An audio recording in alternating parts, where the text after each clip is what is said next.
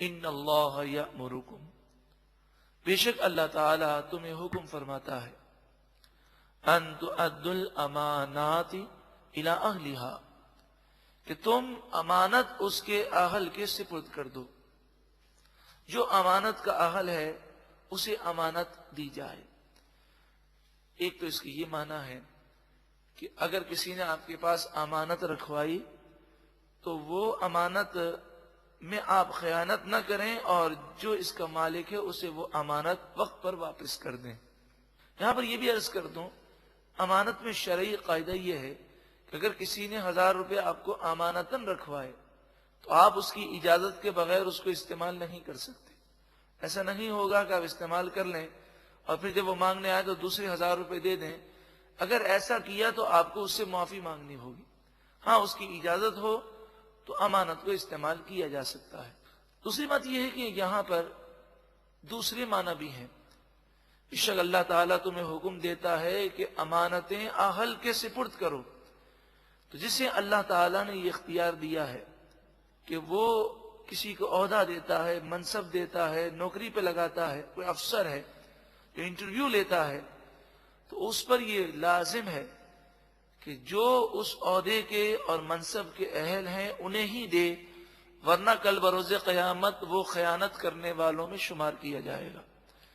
تو جو اس کا اہل نہیں، اس کو منصب دینے والا اس کے تمام غلط کرتوت کا گناہگار ہوگا۔ یہ شرعی مسئلہ ہے۔ اور اس کے علاوہ جو گفتگو راز میں بیان کی جائے وہ بھی امانت ہوتی ہے۔ اس کی اجازت کے بغیر اسے دوسرے کو بتا دینا یہ جائز نہیں ہے۔ جب مسلمان کوئی بات کہے اور یہ کہہ دے کہ یہ راز کی بات ہے، یا اس کا اسٹائل ایسا ہو، یہ محسوس ہو کہ وہ اس بات کو پوشیدہ رکھ کے کہنا چاہتا ہے، تو اس کی اجازت کے بغیر اس کو عام کرنا یہ بھی امانت میں خیانت ہے۔ امانت کا ایک مفہوم یہ بھی ہے کہ اللہ تعالیٰ نے ہمیں آنکھ عطا فرمائی، یہ اللہ کی طرف سے دی ہوئی امانت ہے۔ کان عطا فرمائے، جسم کے اعضاء عطا فرمائے، مال اولاد عطا فرمائے، اب ان میں حق یہ ہے کہ ہم اللہ اور اس کے رسول کی نافرمانی نہ کریں۔ آنکھ وہی دیکھے جس کے دیکھنے کا اللہ نے حکم دیا ہے، کان وہی سنے جس کے سننے کا اللہ اور اس کے رسول نے حکم دیا ہے، اجازت دی ہے۔ یہ امانت داری ہے۔ اللہ تعالی ہمیں امانت کے اس پورے مفہوم کو سمجھنے اور اس پر عمل کرنے کی توفیق عطا فرمائے۔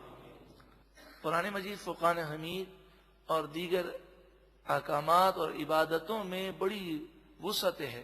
اس میں اگر گہرائی کی جائے اور سوچا جائے تو ہماری زندگی میں انقلاب آ سکتا ہے۔ ارشاد فرمایا، وَإِذَا حَكَمْتُمْ بَيْنَ النَّاسِ أَن تَحْكُمُوا بِالْعَدْلِ، اور جب تم لوگوں کے درمیان فیصلہ کرو تو انصاف کے ساتھ فیصلہ کرو۔ اس آیت کریمہ میں حکام بھی مراد ہیں کہ حاکم جب فیصلہ کرے تو انصاف سے کرے۔ عدالت اور کورٹ کا جج بھی مراد ہے کہ وہ فیصلہ کرے تو انصاف کے ساتھ کرے۔ لیکن یہ آیت کریمہ بھی بڑی وسیع معنی رکھتی ہے۔ ہر شخص جسے فیصلہ کرنے کا اختیار ہو اس پر لازم ہے کہ وہ معاملات میں انصاف سے فیصلہ کرے۔ مثلا باپ ہے تو اپنی اولاد کے درمیان فیصلہ کرے تو انصاف سے کرے۔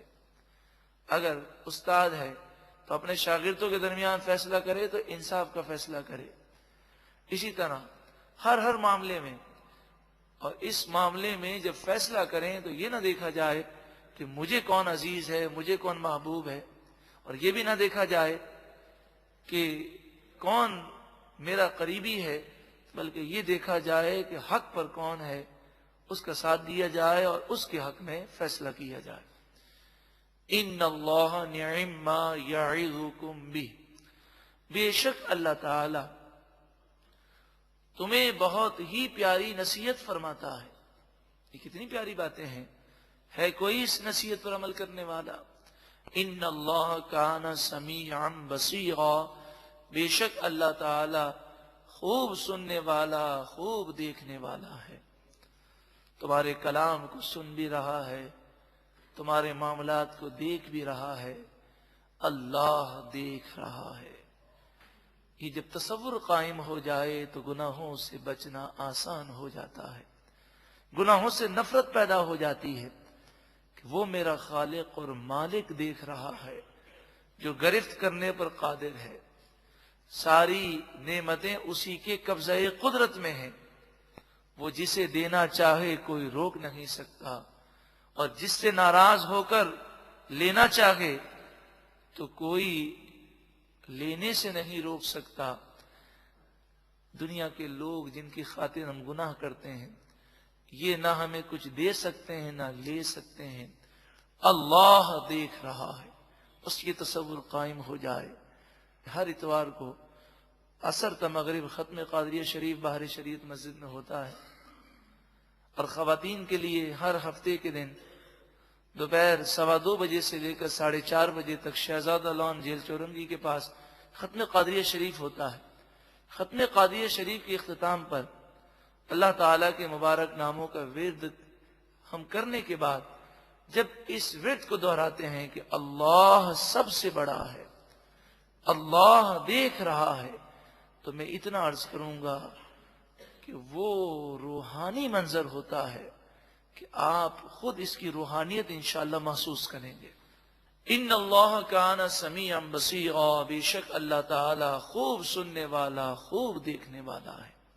یا ایھا الذین آمنوا، اے ایمان والو، اطیعوا اللہ، اللہ کی اطاعت کرو، واطیعوا الرسول، اور رسول کی اطاعت کرو، وَأُولِي الْأَمْرِ مِنْكُمْ، اور تم میں سے جو حاکم وقت ہیں ان کی فرما برداری کرو۔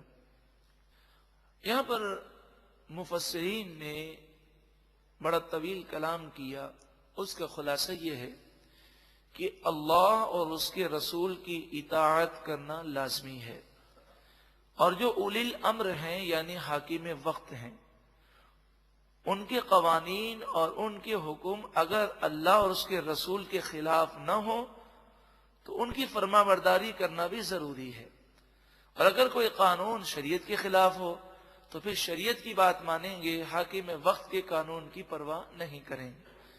اس آیت کریمہ کے تحت مفسرین نے اور محدثین نے اور علماء فقہا نے اس پر کلام کیا کہ بغیر شرعی اجازت کے قانون کو توڑنا جائز نہیں ہے جس اسلامی ملک میں ہم رہتے ہوں۔ اگر وہ قانون شریعت کے خلاف نہیں تو اس قانون کی پابندی مسلمانوں پر لازمی ہے۔ ہاں، جو قانون شریعت کے خلاف ہوگا مسلمان اس کی پابندی نہیں کریں گے۔ تو بعض لوگ بلا وجہ سگنل توڑتے ہیں، ون وے توڑتے ہیں، انہیں اس آیت کریمہ کو سمجھنا چاہیے کہ ون وے کا قانون ہے یا سگنل کا قانون ہے، یہ قانون شریعت کے خلاف نہیں ہے۔ تو چاہے رات کا وقت ہو، چاہے ٹریفک بند ہو، اگر سگنل کو توڑا جائے تو یہ ہمارے لیے بھی نقصان دہ ہے اور دوسرے کے لیے بھی نقصان دہ ہے، اور ویسے بھی شرعی طور پر جائز بھی نہیں ہے۔ اللہ تعالی ہمیں عمل کی توفیق عطا فرمائے۔ فَإِن تَنَازَعْتُمْ فِي شَيْءٍ، پھر اگر تم کسی معاملے میں تنازع کرو، تمہارا آپس میں جھگڑا ہو جائے اور کوئی یہ کہے کہ میں حق پر ہوں، دوسرا کہے میں حق پر ہوں، تو فیصلہ کون کرے گا؟ ارشاد فرمایا فَرُدُّوهُ إِلَى اللَّهِ وَالرَّسُولِ إِن كُنتُمْ تُؤْمِنُونَ بِاللَّهِ وَالْيَوْمِ الْآخِرِ، پس تم اس معاملے کو اللہ اور اس کے رسول کی طرف لوٹا دو، اللہ اور اس کے رسول کی بارگاہ میں اس معاملے کے لیے رجوع کرو۔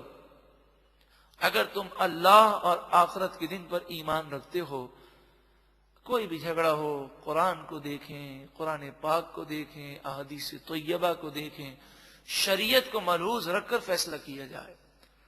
ذالک خیر، یہ سب سے بہتر ہے، وَأَحْسَنُ تَأْوِيلًا، اور اس کا انجام سب سے اچھا ہے۔